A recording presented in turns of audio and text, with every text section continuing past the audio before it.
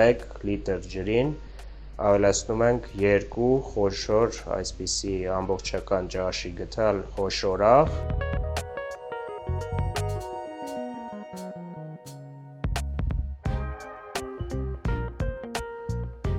ողջույն բոլորին, այսօր պատրաստելու ենք սեզոնային թթուն, բաղաձոն, կանաչ լոլիկով, այսպիսի լոլիկ եմ վերցրել, այստեղ մոտ 1-2 կիլոգրամը, գնում եք պինդ լոլիկները, բաց երանգի, շատ մուգ որ չլինի, ներսից էլ նույնպես, դա ցանկալի է, շատ մեծը պետք չի, որ տարաների մեջ տեղավորվի, այսօր 3 լիտրանոց տարաների մեջ ենք պատրաստելու և ավելի մանրամասն կբացատրեմ, թե աղը և լուծույթը ոնց է պետք պատրաստել, որ լինի ամենաճիշտ տարբերակը ու 100%-ով ստացվի բոլորիդ մոտ, անցած անգամ շատ հարցեր են ծագել դրա շուրջ, այսօր կպատասխանեմ բոլոր հարցերին, մեզ անհրաժեշտ է լինելու նաև նեխուր, շատ լավ լվացված են բոլոր բաղադրիչները, սամիթի ծաղիկներ, այսենց գազար, կտրատել եմ կլորավուն ու երկարավուն, դափնու տերև, սխտոր, հատիկավոր սև պղպեղ ու խոշոր աղ, մի փոքր ավելի ուշ կխոսանք, նաև տեսեք բիբար, ստեկածու բիբար կա, կանաչ, շատ լավ լվացված ծաղկակաղամբ, մի քանի վայրկյան եռման ջրի մեջ ենք պահում, ջուրը արագ թափում ենք ու նոր օգտագործում ու նաև ըստ ցանկության սովորական կաղամբ, առհասարակ ինչ ուզեք կարող եք ավելացնել, այսպիսով սկսում ենք պատրաստելը, տարաները շատ լավ լվանում ենք, ստերիլիզացնելու կարիք չկա ընդհանրապես ու նեխուրը բաժանում ենք ոնց նկատեցիք երկու մասի, կոթերը ու տերևները ավելացնում ենք հատակին, ավելացնում ենք սամիթի ծաղիկ ավելացրեցինք, սամիթի ծաղիկ, ոնց նկատում եք ես չեմ պատրաստող այսօր, բայց կմեկնաբանեմ, դափնու տերև շատ լավ լվացած, ավելացնում ենք գազարը ու լոլիկները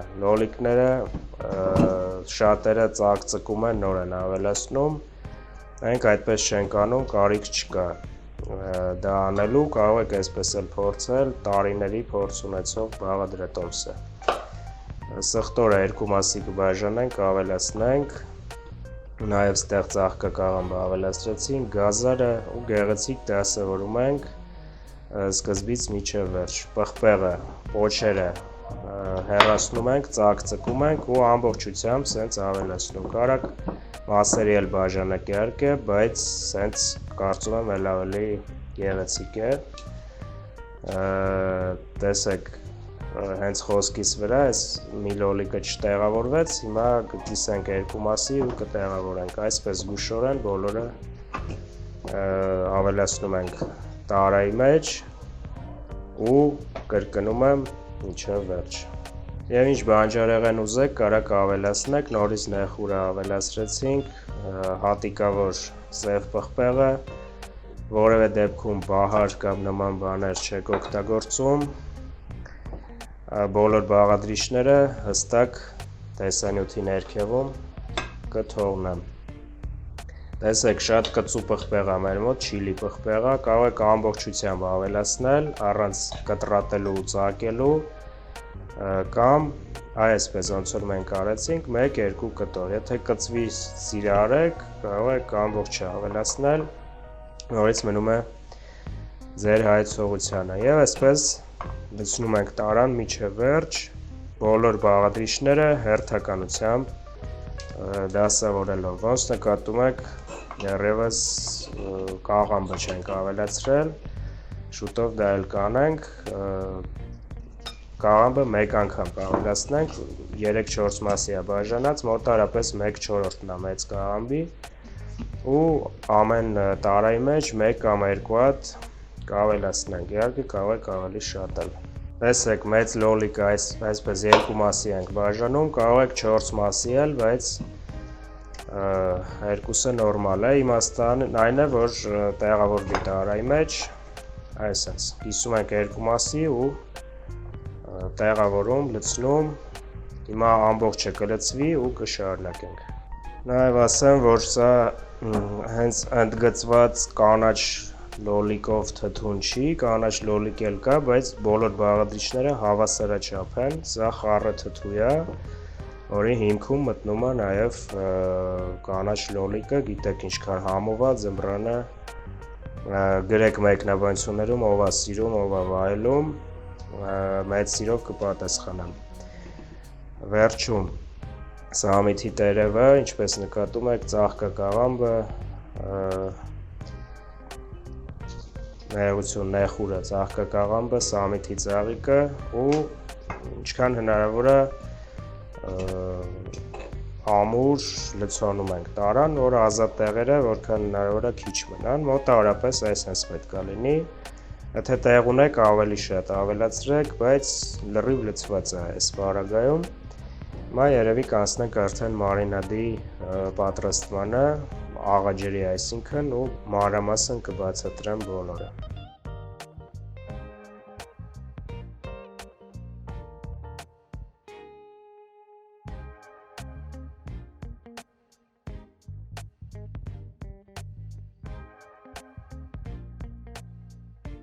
Այսպիսով աղի լուծույթին կամ աղաջրին ինչ վերաբերվում է,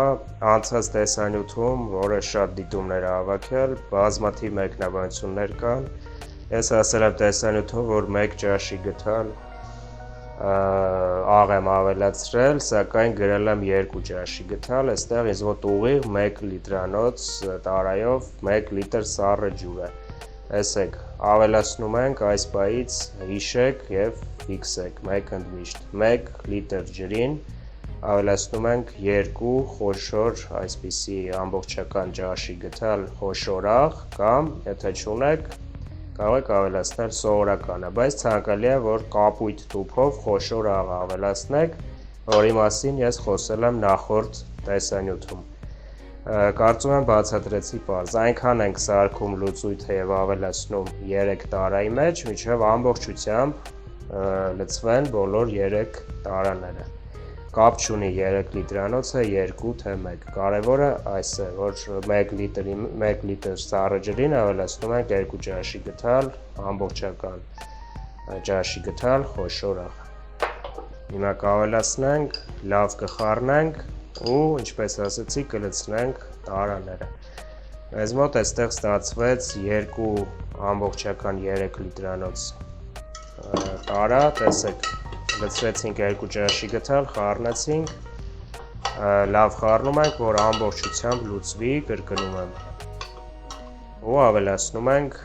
որ ամբողջությամբ լցվի, որից հետո խոսեմ արդեն մնացած գործողությունների մասին, ամեն ինչ շատ պարզ է, հեշտ է և արդյունքում ստանում ենք հիանալի թթու, որը ողջ ձմեռ պահպանվում է շատ պարզ տարբերակով, որևէ փակելու կարիք չկա, նկատի ունեմ կափարիչներով և այլն, մենք օգտագործել ենք սովորական սպիտակ կապրոնե կափարիչները և այդ ամենը լրիվ հերիք է, սակայն մինչ այդ 1-2 գործողություն պետք է անենք, հիմա կավելացնենք աղը ու ես կխոսեմ էլ ավելի մանրամասն մնացածի մասին։ Եվս մեկ անգամ լավ խառնում ենք, ավելացնում ենք, որից հետո երբ ամբողջությամբ բոլոր 3 տարաները լցված կլինեն աղաջրով, պարզապես սպիտակ կապրոնից, ես հիմա ցույց կտամ մի փոքր ուշ, սպիտակ կապրոնից կափարիչները դնում ենք այսպես վրան, ամբողջությամբ չենք ծածկում և թողնում ենք սենյակային ջերմաստիճանի ներքո 3 օր, ուղիղ 3 օր, 2-ից 3 օր, այդ ընթացքում տեղի ունենալու պրոցեսը թթվելու է, թթվելու պրոցեսն է տեղի ունենալու,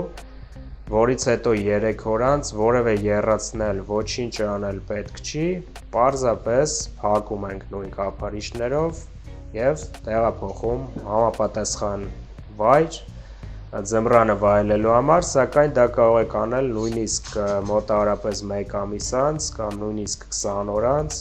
ստուգեք և տեսեք, եթե պատրաստ է, շատ արագ է պատրաստվում, իհարկե դա կախված է աղի տեսակից և որակից,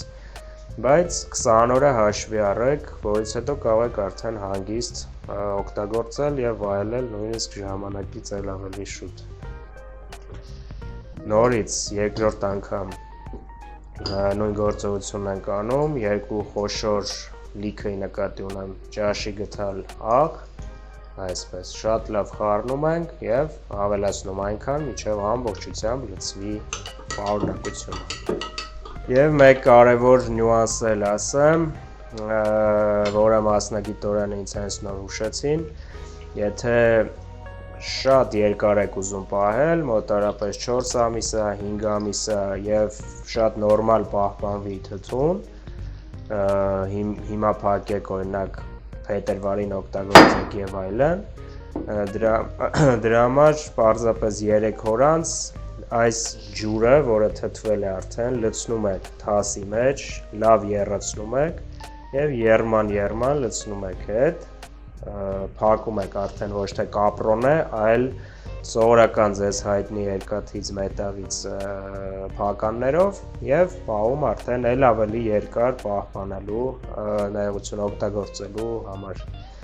Այս երկու տարբերակն է, որոշեք ինքներդ, շատ հասանելի, արագ պատրաստվող, անչափ համեղ խառը թթու է, ցանկացած առիթի, ցանկացած սեղանի եւ առօրյայի համար։ Նաեւ ասեմ, որ ներքևում այսպիսի մի սկուտեղ պետք է դրվի կամ որևէ հարմար բան, քանի որ թթվելու process-ը այնպիսին է, որ ջուրը թափվելու է։ Տեսեք, ավելացրեցինք, ջուրը թափվելու է տարայի միջից եւ որպեսզի սեղանին չթափվի, անպայման ներքևի հատվածից դնում եք այսպիսի մի հարմար բան ու սպասում 3 օր եւ ընտրում տարբերակներից որևէ մեկը։ Այսպիսով հենց այս երկու կափարիչի մասին էի ասում, տեսեք, սա է կապրոնի փականը, կափարիչը, եթե շուտ ենք օգտագործելու, սա ենք օգտագործում 3 օրած, եթե չոր փրփուր է լինում կամ որևէ ավելորդ բան հեռացնում ենք գդալով եւ փակում ենք ու հանգիստ տեղափոխում համապատասխան վայր։ Եթե թթվեցումը ուզում եք, որ ավելի ուշ տեղի ունենա, ապա այս սովորական փականով ենք փակելու, սակայն 3 օր անց ասացի արդեն, որ միջի պարունակությունը ջուրը, այսինքն աղաջուրը լցնում ենք որևէ կաթսայի մեջ, եռացնում ենք, երման լցնում հետ եւ անմիջապես փակում այս կափարիչով, այդպես խառը թթուն պահպանվում է շատ ավելի երկար։ Այսօրվա համար այսքանը, շուտով կհանդիպենք, շնորհակալություն եւ մինչ նոր հանդիպում։